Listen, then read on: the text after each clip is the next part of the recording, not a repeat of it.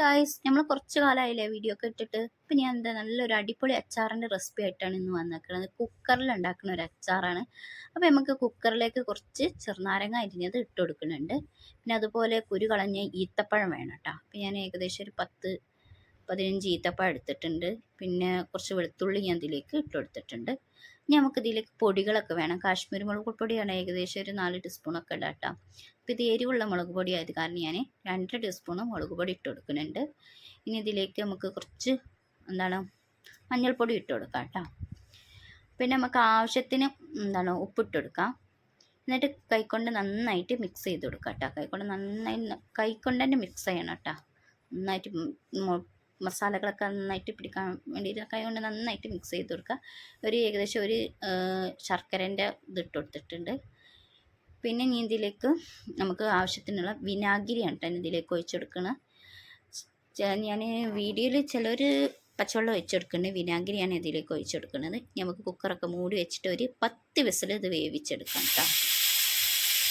അപ്പോൾ 10 വിസിലിന് വേവിച്ച് വന്നിട്ടുണ്ട്. നമ്മളിത് അടുപ്പിലേക്കൊരു ചട്ടി വെച്ചിട്ടുണ്ട്. എണ്ണ ഒഴിച്ചെടുത്തിട്ടുണ്ട്. അപ്പോൾ ഇത് നമ്മളെ കുക്കർ തുറന്ന് നോക്കിയപ്പോൾ ഇതാ നന്നായിട്ട് വെന്ത് വന്നിക്കണം കേട്ടോ. നല്ല പാകമായിട്ട് തിക്നെസ്സിലാണ് നല്ല ഇതിൽ വെന്തൊക്കെ വന്നിട്ടുണ്ട്. നമുക്കിതിലേക്ക് വറവിടണം. വറവിടാൻ ചട്ടിയൊക്കെ ചൂടായി വന്നതിന് ശേഷം ഇതിലേക്ക് കടുക് ഇട്ട് കൊടുത്തിട്ടുണ്ട്. കടുക് പൊട്ടി വന്നതിന് ശേഷം നമുക്ക് ആവശ്യത്തിനുള്ള കറിവേപ്പില ഇട്ട് കൊടുക്കുക. കുറച്ച് ഇഞ്ചി വെളുത്തുള്ളി ചതക്കിയതും ഇട്ട് കൊടുക്കണം കേട്ടോ. എന്നിട്ട് നന്നായിട്ട് അത് മൂപ്പിച്ചെടുക്കണം.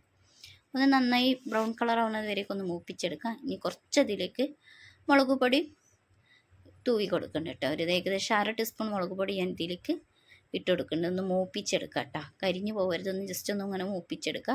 നമ്മളിത് വേവിച്ച് വെച്ചാൽ കുക്കറിൽ വേവിച്ച് വെച്ചാൽ കൂട്ടില്ലേ അച്ചാറിൻ്റെ, അത് ഇതിലേക്ക് ഒഴിച്ചെടുത്ത് നന്നായിട്ട് മിക്സ് ചെയ്തേക്കും. ഒന്ന് ജസ്റ്റ് ഒന്ന് തിളപ്പിച്ചെടുക്കുക കേട്ടോ.